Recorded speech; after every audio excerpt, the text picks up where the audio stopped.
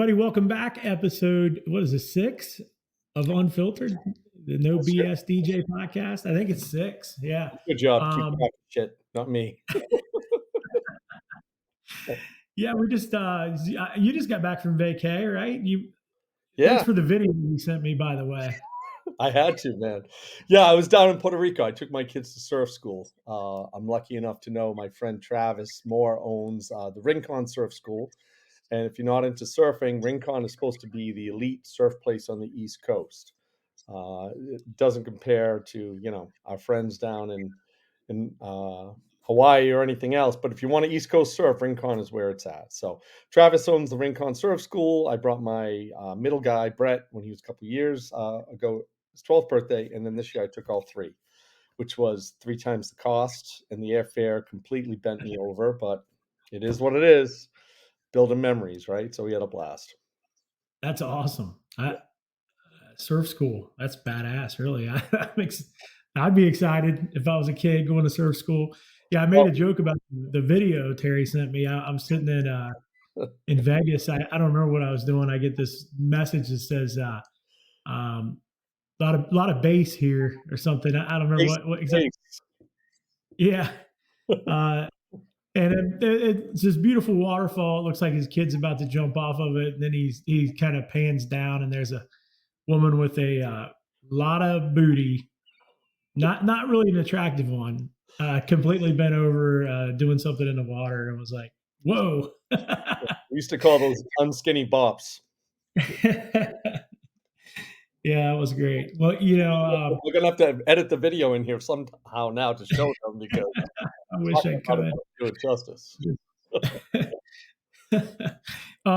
Yeah, so I just got back to. I was in Mex when he sent me that message, and we were going to talk about Mex today. Some of the seminars I went to, the overall pros and cons, stuff like that, as kind of our main topic today. What was it like with the host hotel not being on the strip this year, Brandon? I know that can be a Yeah, blessing and a curse sometimes. So yeah. I'll be honest. I don't enjoy it not being on the strip. I personally, my wife came with me. We stayed at Planet Hollywood for a couple reasons. One, if I'm going to Vegas, I'm going to Vegas to go to Vegas as well as go to the seminars. I mean, I understand that they'll try to sell it as, well, you're better off being off the strip because you can focus more on the education and things like that. But there's a reason that they have big conferences all year long, every day of the week in Las Vegas. And it's because people like to go to Las Vegas. It doesn't mean that they want to go to someplace that's, a $20 Uber ride every time you want to go from Planet Hollywood there. And so that wasn't cool. I didn't like the fact. I mean, I knew what I was getting into, but when I bought the ticket, and I once you're there, they had a great room to have the seminars in. Both the rooms, really. The showroom was plenty big enough. They're cheap eats, plenty to have to eat and drink out there, that type of thing. But the problem that I ran into, or not, I would say, obviously, the problem of Uber and back and forth, stuff like that. But just a simple 2-hour break. Like there was a time where, hey, I didn't need this next seminar. I don't do bar bat mitzvahs, and the one after that, I felt like I didn't need to go to. And then there was a little lunch built in there. So I had about 2 to 3 hours there where there were seminars after that I'd like to go to. I don't want to spend all that time, 2 or 3 hours in a smoky casino. Obviously, I'd go eat with some people, hang out, have some conversation. But it's nice to be able to walk outside on the strip, walk up in front of the Bellagio fountain, or walk down to this, some shop or restaurant or bar or whatever it is. And you just don't have that opportunity when it's off strip like that. So that was probably the biggest con of the entire trip, the entire thing. I mean, I really enjoyed every seminar I went to. I thought was well done. The showroom floor was great. And like I said, the room where they actually had the DJ seminars, the production looked stellar. They had that big screen behind, and was that an LED screen or was that projection? Were you able it was LED, yeah, and it was a nightclub, so I think that's there all the time. I don't know that they brought that in. Okay. it was like a nightclub, and you were set up in sort of these like bottle service type tables all around the room, and then they had some seats down on the actual what would have been the dance floor of the nightclub. But it had all the lighting you needed. It had the LED Yeah, I mean, backdrop.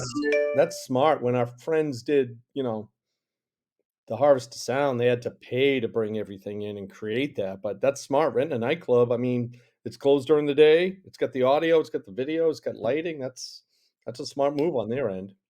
It really was top notch. I'll give them that for sure. And then the main room where they had, so I say the main room, I mean, so they have a room on day one. The way it's set up is it's not split. There's no photo booth expo, mobile expo. It's just one big seminar room. And so on that day, it's upstairs in a gigantic ballroom, and that room was massive. And they had a couple of good screens. I thought the sound was great in there. It was good quality up there as well. Um, so yeah, I thought everything as far as that goes, was great.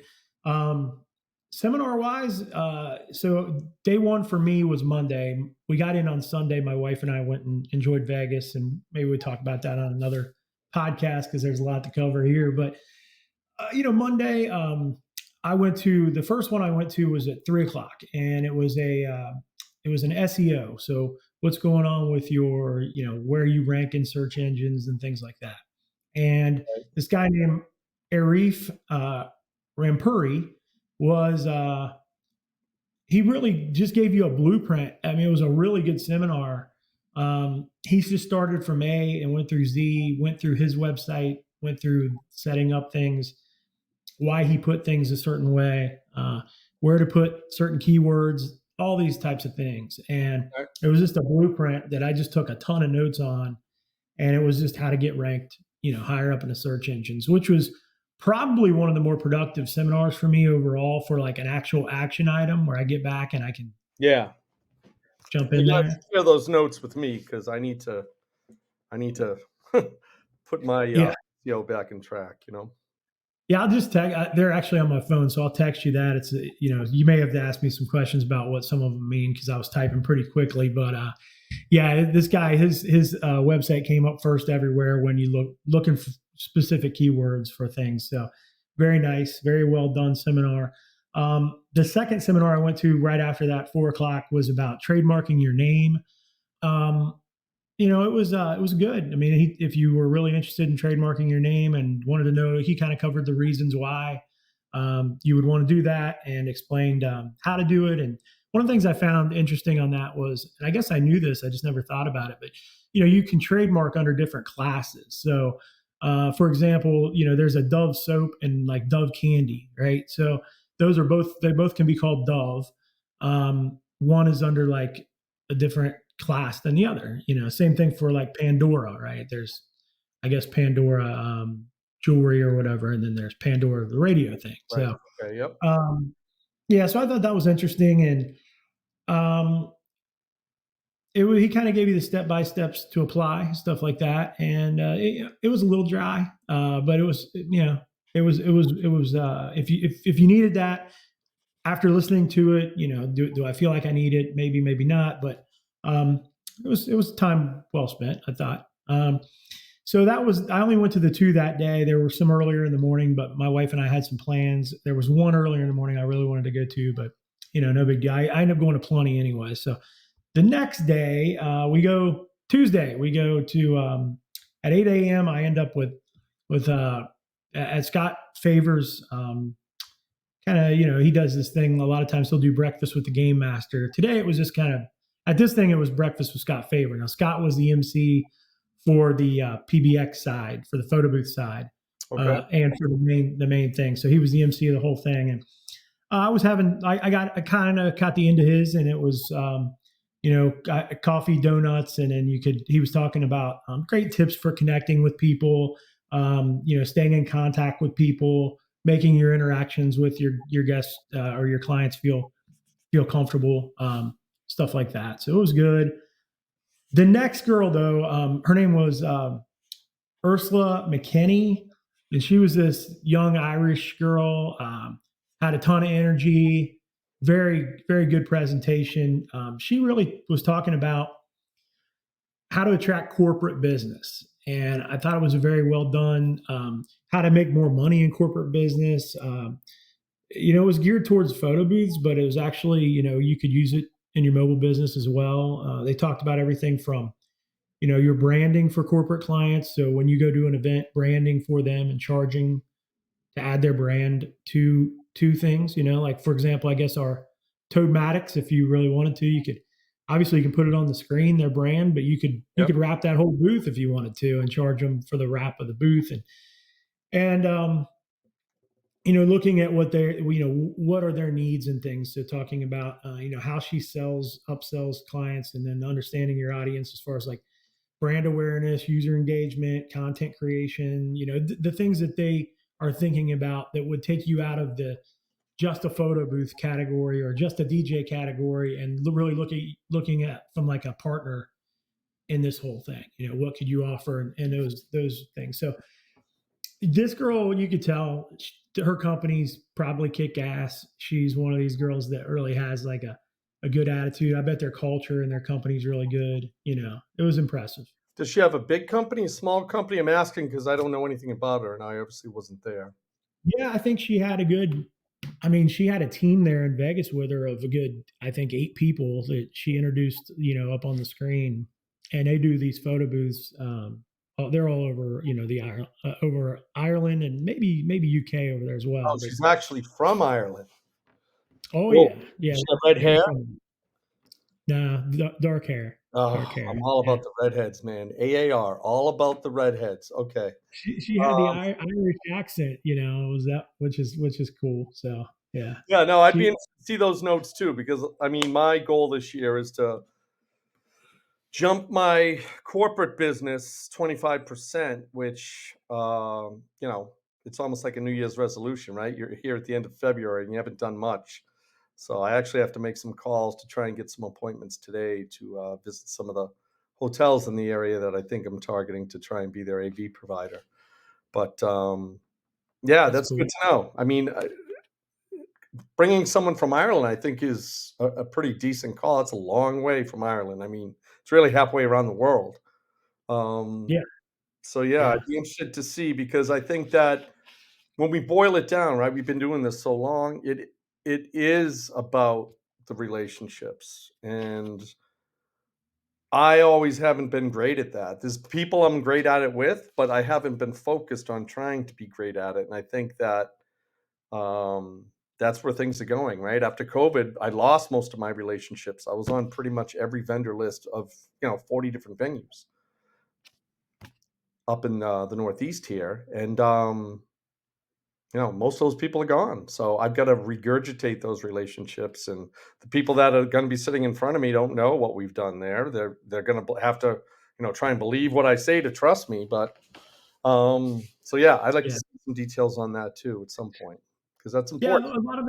a lot of it, yeah. I mean, a lot of it was really good, and a lot of it was about when that call comes in and you're just a photo booth, then you're looking at $500 to $800. But when the call comes in and you can get into branding for them and working an entire event for them from a goal perspective, how Yep. can now all of a sudden that bill can go to $7,000, so Yep. pretty neat presentation. So that was at 9 a.m. At 10 o'clock, I kind of finally went down to the actual DJ side of things. I wanted to catch those two early ones because I just felt like they were going to be pretty damn good presenters, or at least her for in particular. But so I went down and watched Chris Washburn. He did a thing on school dances, Oh, and cool. uh, and it was very very well done. I mean, I think one of the most unique things about his presentation was he had done surveys of school kids, high school kids, and had talked to them, and he got some input, and it was really interesting. I mean, Give me they were, examples of that. Give me what's some that? examples. Yeah, give me some examples of the questions. Yeah, he asked like, why do you not go? Why would you not go to a school dance? And so he got some feedback like, obviously, well, what if I look awkward dancing? What if I miss something? This was a weird one for me, but I mean, it's this new generation. What if I miss something? The fear of missing out. But when it comes to my video games, the group I play video games with, I'm like, what? Also, really interesting. The music today sucks to dance to. like the new music. The DJ's old, things like that. So those were some things that were coming back. Yeah. Um, I just shaved my the hair. I don't think I look old anymore. yeah, one of the other things he had was he was talking about Toad's guy Ryan. He looks at me when he says this. I guess they were talking about they like old school music. They like old school music that they can dance to. And he followed up with, "What do you guys consider old school?" And they said One Direction, Justin Timberlake, and Britney Spears. Ryan looked at me. He goes, "Well, I feel like I'm freaking 90." But So yeah, that's why I asked, because it's perception, right? Perception's reality. But yeah, I mean, I guess the surveys are good, but the kids don't hire the DJ, right? You still got to impress uh, yeah, the yeah, educators or whoever it is with the school dances we do. I have my son Jesse, who's 17 now, DJ them. So I do the sales and the security part of the event, and then I'll have my roadie set it up, and then Jesse does the event. He doesn't even want me there. He'll play like 2 songs. He'll be like, "All right, Dad, get out of here." yeah, yeah. And I'm I just do the kind of similar hanging around. thing. Like, does everything look right? Does everything sound right? And then, I Yeah, go. I do a similar thing, man. My son is a freshman in college. He does our school dances. I also have another guy that's like 25. He does some school dances for me, and I just hired a new kid that's been doing them. And one of the other things that they mentioned, the school dance wise, that he mentioned was that the kids like the line dances. With a lot of feedback on liking line dances, which is kind of different. I think they like when you mix. They like when you quick mix. That was a big part of it. So his presentation was really good that way. I mean, I thought he did a great job. He had some playlist examples. He talked about how you can go look at a school dance hour by hour. So what you're doing in the first hour is not the same as what you're doing in the prime hour in the Yeah. middle, and then not the same thing that you're doing as you're wrapping it up in the third hour. So Did he say very good how many? presentation Did he by say how Chris. many Taylor Swift songs he has to play before it's successful? He did not. He did not. No. I think the over under on that is 5. Okay. I Okay. think so. Yeah. The funny thing with that one for me was I'm doing I just got a complaint from a school dance, and it was funny. It was just a small complaint, I guess. So one of my son and this new guy that I hired, they go out and they've been doing school dances this winter. And one of the things that they did, I guess, 2 school dances ago, they did it at this last one, and it didn't go so well. Now, this last one, almost all the song requests we got from them had explicit lyrics in it. Yeah. And they sent me a Spotify list. Almost everything was explicit. Obviously, we have the clean versions of songs, so we played them, but we played the clean versions. Um, the principal complained about one of the songs, which I kind of thought was funny, considering that's what they sent us. But the other thing he complained about was, and this is for us, this is going to sound completely like, well, no kidding, right? But for the younger crowd, it's not, and I'll explain why. So what my guys did was the one guy, he's mixing, and he gets on the mic and he goes, "Hey, if you're having a good time, everybody, let me hear you say 'damn,'" right? And they all go, the crowd yells "damn," right? For me and you, it's like, what? He does it again, but this time he starts the beginning of Little Uzi Vert, "Just Want to Rock," right? And it's like, "Damn," right? Yeah. And so the crowd goes bananas. The kids loved it. And so I'm like, but I told him, and I told the principal, "Hey, Damn is in the clean version of the song." He said that's why he did it. I said they say it on radio and TV now. When we were growing up, they didn't say it, so we still look at it as a bad word. But I think maybe the Right. younger generation doesn't think of it that way. But I get what you're saying. We won't do it again if you hire us again. And I apologize, and I have a talk with them. So, and I do. I go and I have a talk with him, and then I go to Vegas. What happens? Go to Washburn seminar. He shows a video almost identical to my guys and says, "This is what you need to be doing at school dances." And literally, he shows it, and I'm like, "Well, I got yelled at for that." I pulled him aside afterwards. I'm like, "Check this out. I got yelled at for that." And he was like, "Really? You got yelled at for that?" Like, and he's a younger guy, and he's like, basically like, "How's damn a bad word?" So it was kind of funny. I thought it was. I think it stems from it being previously known as goddamn, and then it just got kind of adjudicated to damn, but people still have that vibe like, oh no, this you can't say that. But Certain churches they say it. My Baptist minister used to say "damn" all the time. We were all going to be damned if we yeah, didn't follow what he said. yeah. So, But but yeah, that's probably, again, without me being there, another great seminar by Chris. He's certainly a rising star, and I'm happy that he's getting those type of gigs. And the thing I like about Chris, I mean, there's many things I like about him, but he just seems to go all in on the seminars that he does. And from creating seminars as I do, sometimes it's hard to come up with a concept that is strong enough and interesting enough to talk about for an hour, 45 minutes, whatever it is. Um, and I love watching and hearing Chris. Although I'd like to bring him to like a formal dress business dress store and get him some real clothes at some point instead of the duck pants and you I know think he was wearing maybe pink pants at the in his put seminar this bananas on them time. and Donkey Kong stuff on it and He, everything he else. was he was colorful. He was colorful. No, I appreciated the seminar. I thought he did a really good job. He had a lot of video in there, and he had some. Good. He spent the time on the playlist. He spent time interviewing a couple other younger DJs on what they were doing and stuff, and had it all in there. So that was cool. It was really good. Um, the the next two I didn't go to was mitzvahs and mic technique. The mitzvahs ones I don't do mitzvahs, Same. and the mic technique one I had heard that was kind of a really 101 on like how to hold the mic and stuff. And so I mean I've been doing this a long time. And I've taken Mark Farrell's workshop. And I think I Yep. understand how to hold the mic now. So 2 o'clock that day, Bill Hermann. Bill Hermann comes up. I'm going to tell you right now, just watching Bill Hermann on stage and listening to him present will make you a better presenter. Like the guy is absolute. The stage presence is really probably second to none.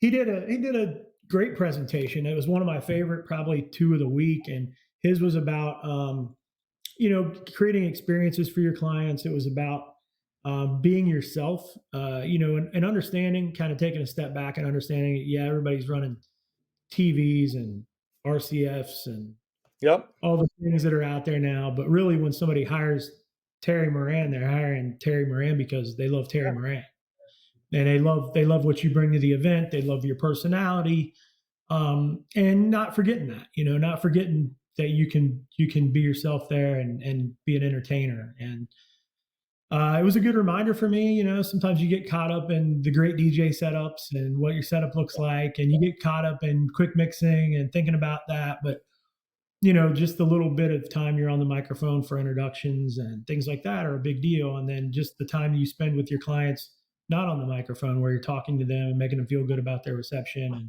what's happening and that type of thing. So very good seminar. He had some really good stories that he relayed, and I really enjoyed it. I thought it was really well done. And so, of course, Bill's always like that. Mitch Taylor, he came on next. This was, I think, for me, I've seen Mitch speak many times. I think it was his best one Good. he's ever done. It was embracing life's resilient beat, lyrics to live by.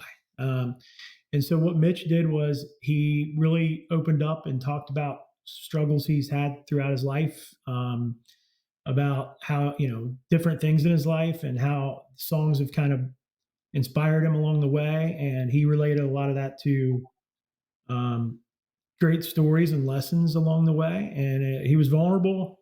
Um, and talked about comebacks, and he talked about looking forward and not looking in the rearview mirror, and things like that, man. And it was just, without being there, it's hard to explain it. I definitely think if you see it at a conference, and he usually does these fairly often, and so if you get a chance to see it, I would highly recommend it. One of my favorite lines from it, I don't remember who he said he got it through from, maybe Jamie Bodie, was that love is spelled Time, and basically saying that what you spend your time on is what you really love. And so, you're when you start dedicating all your time to, he called it your mistress, which is the DJ world. Sometimes, the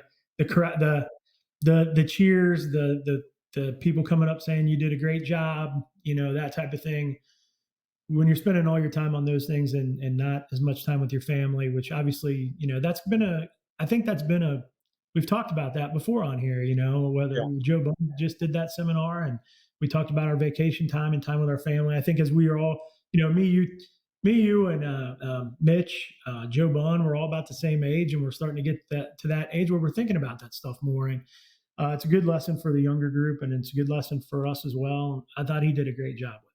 So That's good. Without even hearing it, I'm proud of him. I love Mitch, and that's good. That's good that he put together a seminar like that. I feel like the last few conferences that I've either gone to or heard about, there's a lot more of that happening where people are kind of just opening up instead of everyone trying to look perfect all the time. I think it's good to share stories of being resilient and things that have happened, not so people feel bad for you, but I think so people that have been through other stuff realize it's not just them going through the shit, you know? And to go through the shit sucks. It really sucks, especially when, entrepreneurs strive every day to be successful. That's what we're striving to do, right? It's not about the money, it's about being successful and lining things up. And when you're stuck in the shit, man, I've had to coach friends through this and just let them know the only way through it is through it. You can't go around it. You can't avoid things. You can't shelter yourself to try and make your life easier. You got to put your fucking nose down and just get through it because there's a finish line and you can't see that when you're in there. But there's a finish line and you have to just plow through it with the faith knowing that, you know, life will get better at some point. And sadly, the people that can't like wrap their arms around that philosophy ending up leaving us on their own course because they don't understand that you got to get through it. They feel like they've jumped in the sea of misery and it's just never going to end. So that's my little 2 cents on life because I've been through some shit myself. And, that's why, like I told you last time I was with you in Cincinnati, that I cherish the moments when we're around my boys because life isn't always great, man. You know? I couldn't agree more, and I also agree with what you said at the beginning that you're seeing more of that at these conferences. It used to be like everyone wanted to paint the social media picture of themselves at the Right. conference. When you're on stage, just everything's hunky dory, and my company's making millions of dollars, and you should be doing what I'm doing, and all Right. this stuff. And you've seen guys owning up to mistakes they've made. You've seen guys telling the story of their struggles, and that continued a little bit later in another seminar I'll talk about too. But that was very, Mitch did a great job. I texted him right afterwards and said, "Hey, great job." It was interesting. I actually had some questions that I didn't get to ask him. One of my questions was he talked about what you spend your time on and stuff, and I know that I'm sure he feels like his calling is doing weddings and stuff, and maybe he feels like his calling is also speaking at conferences. But for me, I had mentioned on this podcast before that one of the reasons I quit speaking was so that I could have more time with things that are more important to me. So I wanted to ask him, like, so what makes you keep speaking at conferences, considering that you realize now that your time with your family is very important. So I'm sure I'll get to ask him that question one day, and maybe he'll see this. Who knows? But If you would ask me that question, I would say that I continue to speak to um, be considered like a subject matter expert in our field, not by our peers, but more for my like clients and future clients, right? I want them to know that I'm out there speaking at these conventions, where some of my competition don't even go to these conventions. You know what I mean? Like I yeah, feel like when my finger's on the pulse of things, I learn things from colleagues, people I don't know, and the younger generation as well. There was almost a time where maybe I felt like I didn't need to learn anything, and that was probably the stupidest time during my entrepreneurial journey because I felt like I was talented at what I do, but by going to DJ conventions, and I'm going to commit to two more this year. I think it's going to be Midwest DJs Live if I can make that work the week after Bike Week. And I don't know if it's going to be MBA or AC or what, but I'm going to go to two more this year. So, that's cool. um, Yeah, yeah. And maybe, I don't know.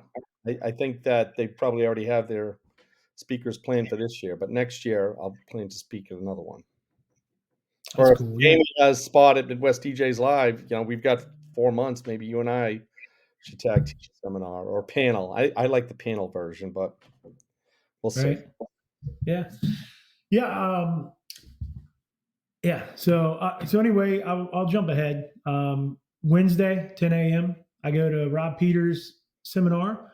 Yeah, He did a Mark's another seminar. mass guy. Yeah, Yeah, yeah. He did a seminar standing out from the crowd in terms of, every DJ, you go to their website, right? And it says, I do weddings, school dances, game shows, corporate, all this stuff, right? Right at the top. And that's what we do. And he talked about if you pull those out individually. And so maybe you're for your corporate, you just pull it out and say, maybe for your game, in his case, it's game shows, right? So he said, he pulls game shows out of his DJ website, creates his own, basically corporate DJs, corporate game shows website, and specializes in, and at least it appears completely like that's all he does to the client, is that he does game shows for corporate. And I've seen that firsthand. Not his game show, but I just did a game show. I provided sound at the hotel I do sound at. They brought a game show in for a big corporate thing, charged them an enormous amount of money. The host of the game show was not good at all. Like, he was so annoying. He kept turning his back to the crowd and asking questions to the contestants. And he did not have a good voice. And they charged him an enormous amount of money. I heard what the bill was. And they brought these guys all the way in from like the East Coast to Cincinnati to do it. And I was just like, wow, I could have done better than that. So anyway, but when that corporate company looks and it goes, hey, this is a corporate game show, and you got some good pictures on your website, you can go from that little add-on of we can add a game show on for $500 to charging $5,000 to go do a game show plus yeah, travel. Right? So yeah, he talked about that quite a bit.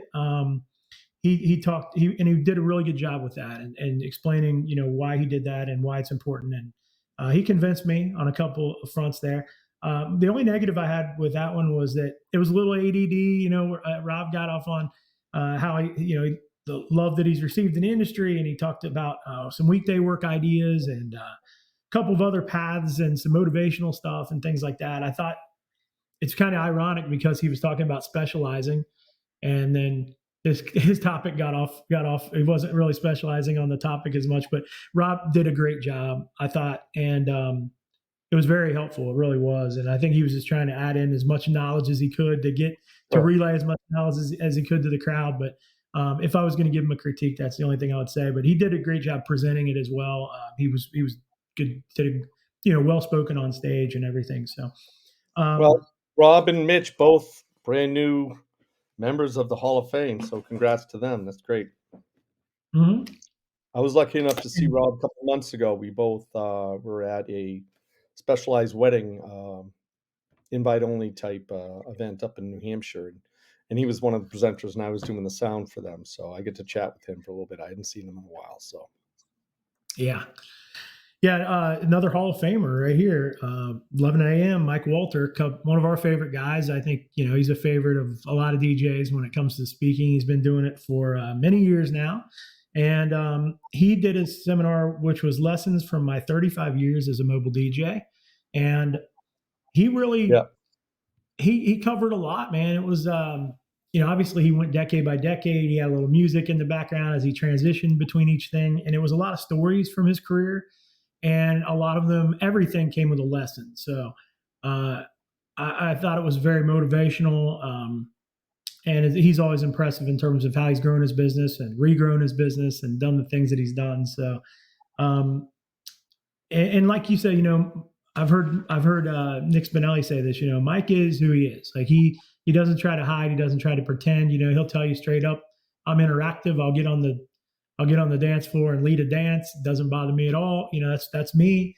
And he wasn't shy about that at all. And he had some vulnerable moments in there as well. And he talked about some struggles and triumphs. And you can just tell he loves what he does. He even said when he sells his company eventually that he would probably come back and DJ for the guy that owns the company, just so he could continue to do weddings on the weekend. So very, very inspiring. And Mike always, one thing with Mike too is when that guy puts together a presentation, it's on point. Like, he has video to support yeah, everything. He has sound cues. All of his slides look great. He does a wonderful job presenting it.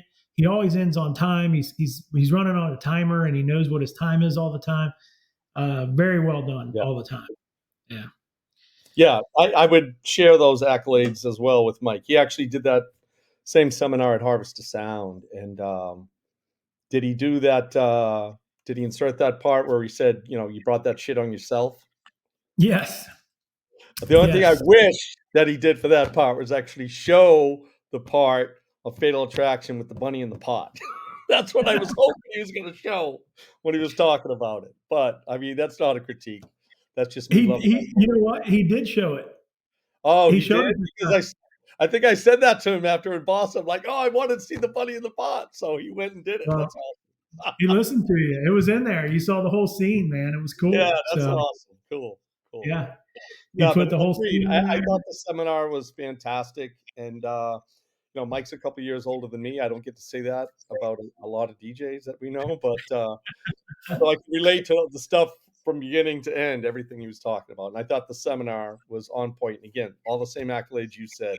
Like, it's interesting, he's engaging, he doesn't, like, just say things to say them, everything ties up with a message. I think that's important to anyone that's trying to speak in any sort of way. You have to keep your audience engaged, and he uses all the tools and just puts it together seamlessly. I love it. Yeah, and he wore leather pants too. So yeah, got So got to wear sounds a like pair I'd of have pants, to take Mike and Chris Washburn right? to Yeah. Taylor and get some. Okay, all right, that's a little bit So much. 1 o'clock, your guy John Roz, the legend, Man, he goes up. Yeah, he did his thing, man. He was talking about it was like a fast paced. Here's how you make money in the DJ business seminar. Like it was like if you're not doing this, you should be doing this. If you're not doing that, you should be doing that. Like just different ideas, using your ways to use your equipment. I mean, everything from weddings to school dances to car shows to camp things. mhm, I mean, working with companies, so much stuff. He was just flying right through it. Little stories here and there. It was he went. You could tell he was winging it a little bit. He had slides and he was just pull up a slide and start talking.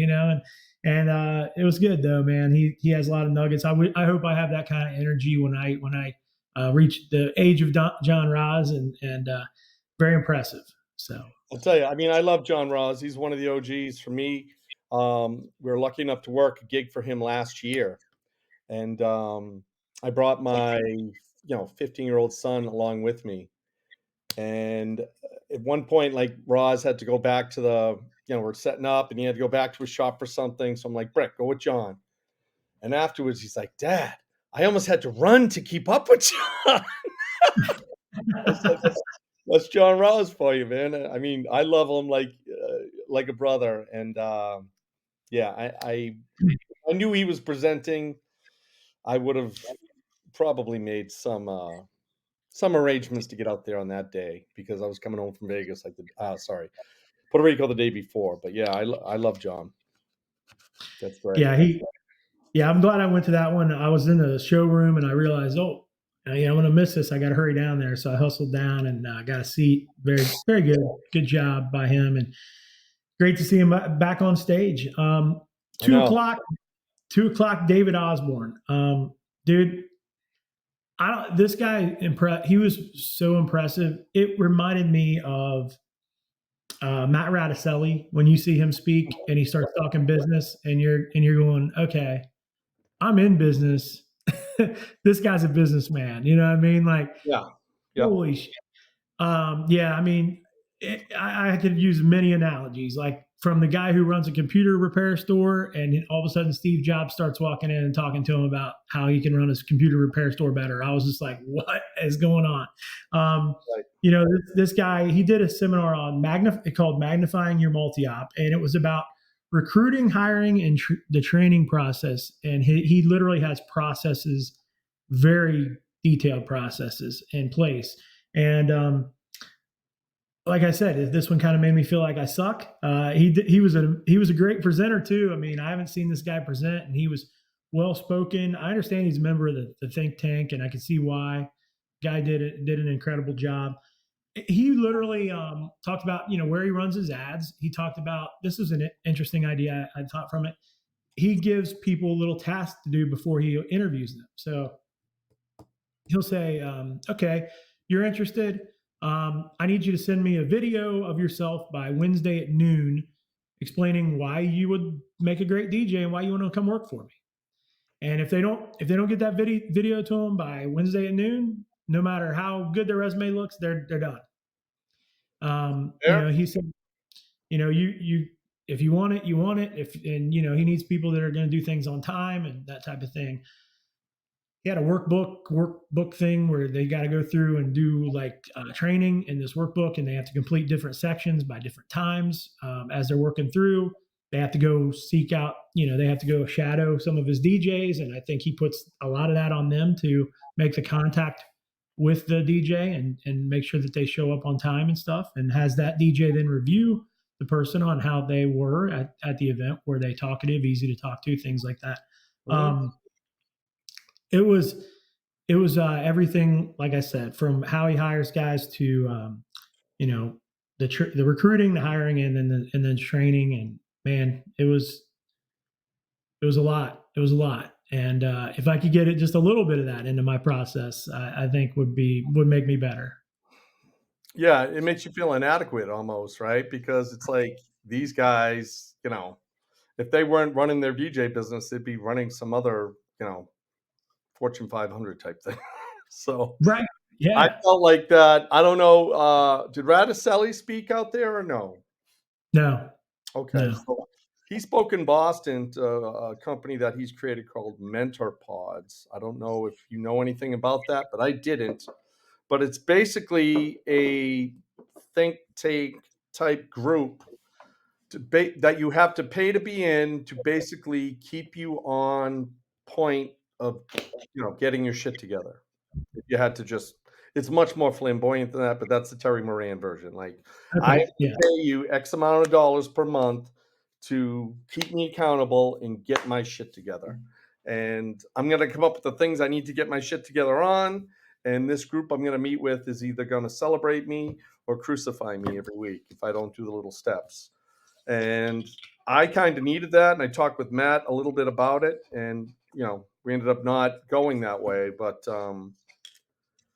I wish I had done that at the beginning of my career because I'm the type of guy where I have so much stuff to do in my personal life, with my hot rods, with the 7 motorcycles I own, to my kids, and what I'm trying to make sure I'm a good father, and my business, and I'm doing real estate stuff on the side, and this and that and that like my pot overflows, you know, and that's probably some ADD stuff thrown in there, but at this point of my life, I'm like, well, how do I corral this and figure out what's important? And then I hear guys like that. I'm like, this fucker's figured it out. Yeah. Oh I yeah. don't have the keys to the castle yet, but um, it might be something that I at least experiment with Radicelli because I feel like that's one of the things that my dad used to call it the Coke bottle underneath the gas pedal. Like you want to step on the gas, but there's something there, and that there is you don't know what that's helping you stomp the gas. And yeah, when I hear guys like that, it's a little bit of envy about Yeah. me because that's what I feel like. God, this guy's figured it out. If I had figured it out 20 years ago, I'd be driving my freaking Lambo right now. It's interesting. You have to have a certain personality to be a DJ and certain interests to be a DJ. And then to run a business the way these guys are running a business, I think those are rare qualities to have together. To have Yes. the organization that they have in terms of the way they run their business and the systems they put in place and just the structure. And then you got structure over here, and then you've got the DJ kind of life or mindset over here.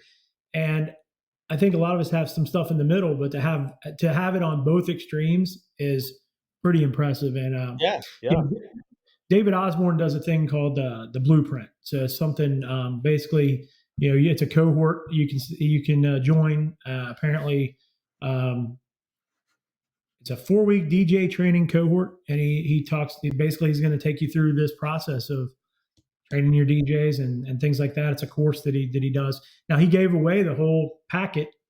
You can scan the thing, you get the whole packet, the training packet that he has. But I guess he's going to get a little more in depth on what how to do this. And So help me understand. He'll what? Come to your office and train everyone? no, Getting you I ready don't for it? think I don't think so. I think this is more basically you apply and you get to be one of these 11 guys that he's going to mentor. Gotcha. Um, one of these 11 guys that he's going to mentor. It's 4 1-hour weekly virtual sessions in March, includes course and his workbook, 10 participants. And it wasn't very expensive. But basically, if you really want to increase your hiring and stuff for $250, you can jump in and he'll kind of give you these 4 1-hour virtual sessions and help you get on track with your hiring processes. So, Are you considering that? man, I don't know if I'm ready for it. Like, I mean, for $250, I mean, why not? Oh, Right? But night of trivia. the, Yep. the stuff that he gave me already was like drinking from a fire hose. So now all of a sudden, it's like now I got to be accountable for 1-hour weekly meetings and actually make some stuff. Am I going to have time between now and then? Do I? And I how feel like important is it to you? Like, that's what you have to decide, you know? I right, mean, exactly. And right I now, I don't think want to hire a ton of guys. I do want to hire another guy, and I do need to get the workflow coming back in for that other guy.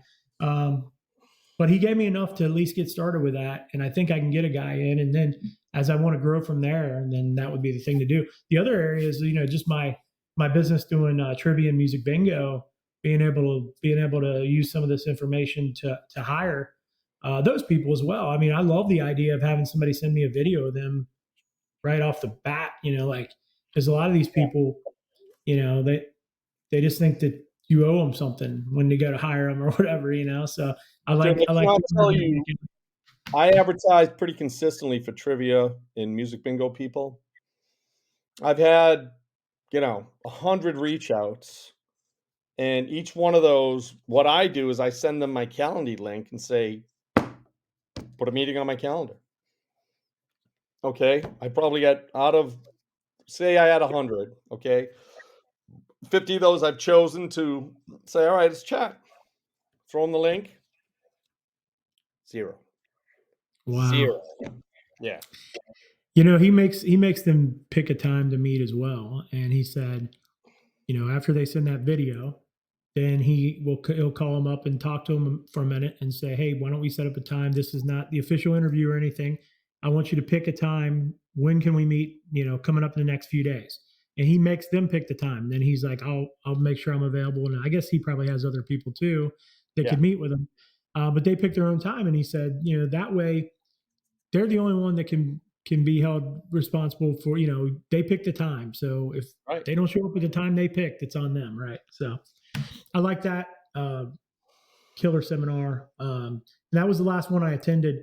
I ended up, I went up to the showroom floor, checked some things out up there, and then my wife and I had some dinner reservations. So I went to quite a few there. I think it was 10 or 11 seminars I went to. Got a lot out of them. I'll be honest, I came back. I left, had a wedding I was doing. There was like American and Indian, those are always challenging for me. I had that, and then I came back and had a wedding. There was a referral. I'd done several for the family, and just had a killer wedding. It was great, and I really felt like my batteries were recharged. I had a little more appreciation for, like Bill Herman's message to me was very good. I mean, I walked into that wedding thinking, just the relationships, and it was easier too because I had done a lot of weddings for the family. So there were a lot of Yeah. handshakes and hugs before things even got started. And it was just it was a great timing. It was the timing for Bill's message was really good for me. And I came back and just crushed this wedding, packed dance floor all night, had some great moments. And yeah, it was motivating. So I'm glad I went. It's one of the things with Mex or any play. We talked about it before. When you go and you talk to people and you hang out with people, hang out with friends, You Right. know, you come back with your batteries recharged, you come back with some nuggets. I got to hang out with Nick Logan all the way from New Zealand. Me and him and his wife Mandy sat down, had lunch one day. We talked a lot in the hallways. You know, Nick, I think, got a little bit of that too. Nick talked to me. I hope I'm not oversharing, but he told me, you know, he was feeling a little burnout, and you know, we talked toward the end, and I think he was re-inspired. You know, I think he was excited about things, and I think he was going to go back eventually. When he finally gets back to New Zealand, because I think they extended their vacation a bit. I That's think he's awesome. going to go back and crush it too. So Best advice I ever heard at a seminar was don't go home and put that plastic bag under your desk and let it sit dormant for 8 months. Like you have to come to this convention and make a to-go list or a to-do list, you know, and actually create some action items out of it because otherwise it was just a expensive vacation, right? So right, yeah. Yeah, I mean, right now I got to get on my website and get the SEO stuff done. That's like number one on my list. Number two, I'm going to break a couple of things out and try to brand them a little differently. See if I can't do a little better in that. Um, yeah, I got to get somebody hired. And you know, I think there was a lot of other advice in there that was good. Obviously, the first one was to just go with a fresh mindset to my events and quit yep, worrying about what the equipment looks like so much. And yeah, obviously, I want it to look nice, but yeah, you know, people are hiring Brandon Lindsey because they love me, and I think yeah, that's important that you remember that when you go to an event, and you know, yeah. that's where the money's at, you know. So So we're getting late, but real quick, was there any other gear that you saw that really tickled your fancy out there? nothing really new. I did get to see that Pioneer, the new Yep, whatever their new brand name is, Alpha Theta speaker, the wireless one that connects to the other ones. I got to yep, see that. It's a little ugly. I heard it. I don't know that it sounds as good as the Everse or anything, but I think for the purpose of what it is, it could certainly serve any purpose that like a Bose S1 could serve. And I think it could, you know, the fact that you can link them together, like you know, you were talking about for maybe your bike week thing. I think it's a unique thing. So I like that. I saw there's a company I think I'd heard of them before, but they had like called Headliner, and they do you know, DJ coffins and cases and things and some stuff like that. So they had some of their stuff on display. Um, yeah, there wasn't anything other than you know, I talked to the guys about the silent disco thing a little bit. There wasn't anything that really like new on the market that stood out. I mean, obviously you had the big brand names there. I walked into the RCF room, the sound, and man, those things, no matter, it didn't matter what they were playing, they sounded great. So, yeah, um, and you know, EV had a room there as well. Toadmatic, you know, Toad had his stuff set up and had he always has a unique branding. He had some guys out there playing the whole time, and yeah, um, you know, it was cool. I saw that new booth that you know, just came out right beforehand, and you know, it was trimmed out well. I don't know how portable or how, you know, how, you know, as far as like not getting it, how durable, I guess is probably the word, you know, it looked a little flashy to be durable in certain ways. So we'll see how that one pans out. One thing about Toad's booths is they're durable. You and I know that. So yeah. I'm ordering a new Toadmatic this year. I think I'm gonna go with the 55 now that I have my step van with the ramp, and, I'm just buying a hoverboard used this week, so I'm pretty excited about that. that's cool. Yeah. Yeah, Yeah. But those were the things I saw. The showroom floor was, I'll tell you, if I had to bring up anything about the showroom floor, photo booths, dude, there were so many of them, but the amount of AI and weird stuff that was on the showroom floor to me, there was literally a freaking robot that was driving around that was a photo booth. You know, there were like these hands that you sat in front of it was like a robot hand and you sat in front of a screen and it like drew you. But the only thing I didn't get with that was the drawing wasn't that great. So I don't know if that's technology that's still emerging. I didn't get to spend a lot of time looking at it. There were a lot of people there doing it. They had like 6 of these robot arms and you sit there and it was drawing you. The 360 booths were huge.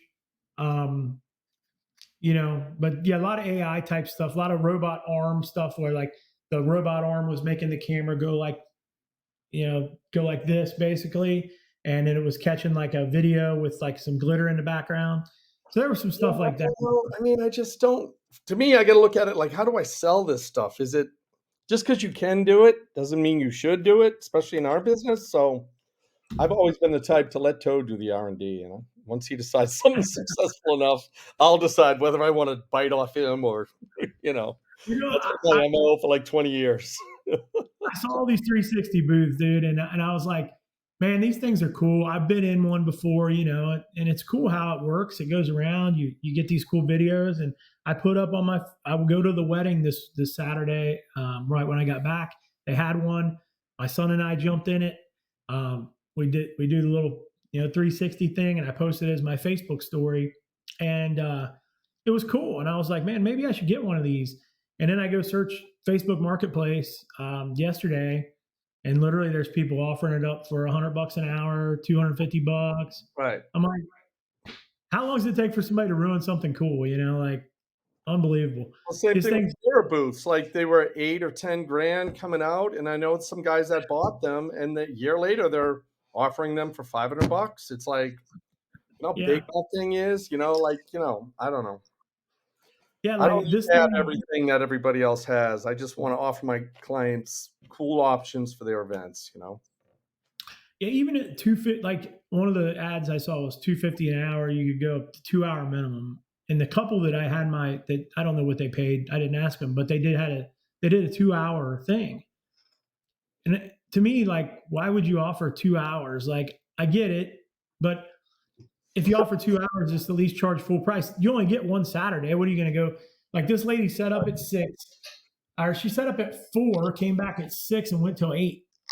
Well, it's Right. still 4 hours of her day. I mean, and then but yeah, I don't want to get into that. It was I was just like, I went from excited about it to maybe I should call this person up that's selling theirs for $100 an hour and just rent it out. Like Right. I'll make it look like it's mine and send it out on the market, Right. as $1,000 business. bucks. So, Right. right. Yeah, exactly.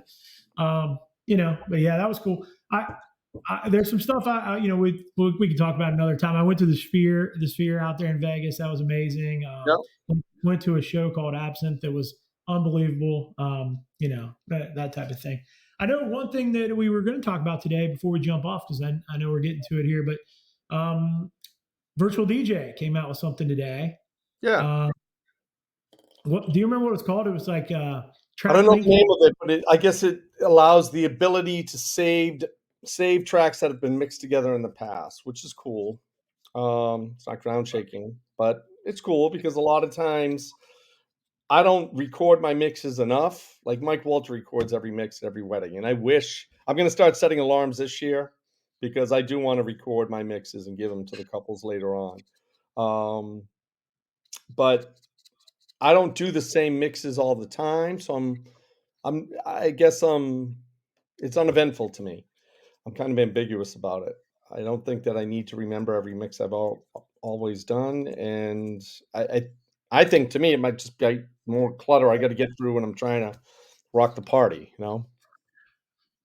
So this literally just came out. I haven't had a whole lot of time to think about it, but as you were talking, I was thinking about this wedding I just did Saturday, and I don't remember exactly what song it was. It was kind of one of those early 2000s, like let's say "Lean with It, Rock with It" or something, right? Because they were looking for that vibe.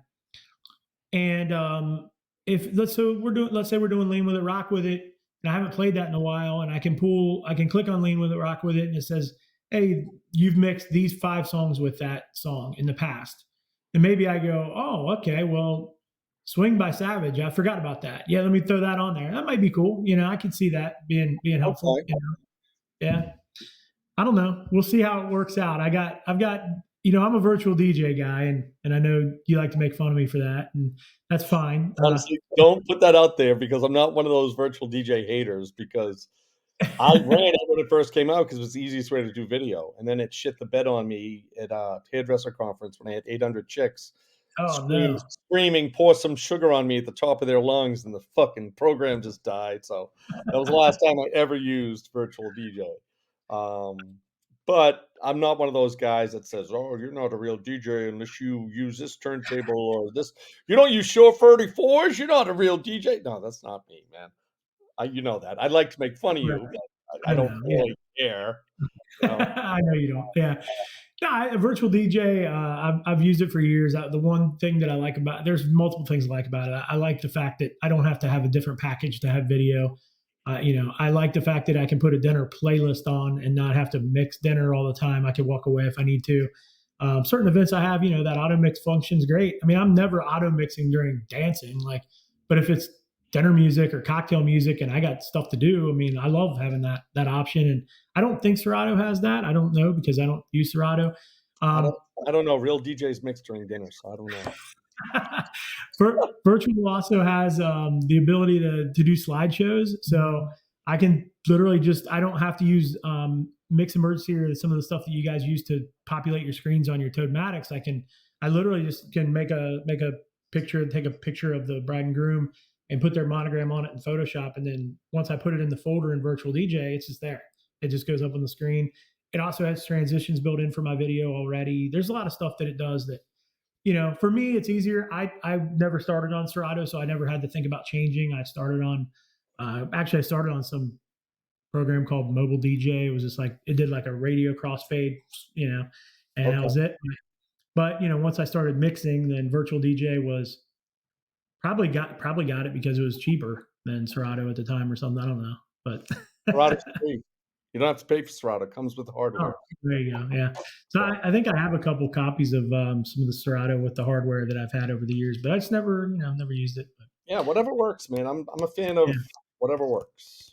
Well, one thing that we talked about before we started was the fact that no matter what happens, you know, virtual DJ started this thing and they always copy each other, right? Like when it was stems, someone came out with stems, somebody else came out with one that was better, someone came out, with an upgraded version, that type of thing. Yeah. And so we're probably going to see that with this link thing too. We'll probably see that. And you know, Yeah, it's good. I mean, they keep each other on their toes, so that's fine with me, you know? sure. Um, yeah. I'm not here to battle virtual DJ. It's whatever makes it easy for DJs to do their thing, 'cause I'm fine. Cool. I don't think I'd be able to jump on someone that's playing virtual DJ just because I don't know the program anymore, but hardware-wise, I can jump on anything as long as Serato's loaded somewhere, so Right. Well, I think we've run our time today. yeah, We're over an hour, and we had a lot to talk about. But we missed a week, so we had to cover almost 2 episodes here. So yeah. And let's get some people on for next week. We can try Toad again or some other Chris Washburn. I'm gonna hit him up and John Ross and see if we can get them to join. So we'll try and get some more guests on. It's always good to have different opinions because I think that's yeah, always helps me grow talking about this stuff. So yeah. I talked to Joe Bun while I was out there. We were standing next to each other at a bar. We're getting a drink and started talking, and Price. yeah, he told me he told me that he was happy that we were doing the podcast and he's looking forward to listening and told us to say, hey, just keep doing it no matter what. And so he was encouraging. Maybe we get him on sometime. There were a few people that didn't know we were doing it. I talked to several people. It's good to see some old friends. Randy Bartlett was out there and that type of thing. I talked to him and everybody that I'd mentioned it to was excited about it. So we're not getting a lot of views just yet, but I think keep doing it. And if anything, we always learn stuff from each other too. So Yeah, yeah, yeah. And I like the format that we have here. I think that it's loose, it's opinionated, and it's all about being positive and no politics or any of that stuff. So yeah, all right. okay, Well, buddy. have a good day, everybody. Thanks for watching, and we'll see you next time. All right, thanks, bud.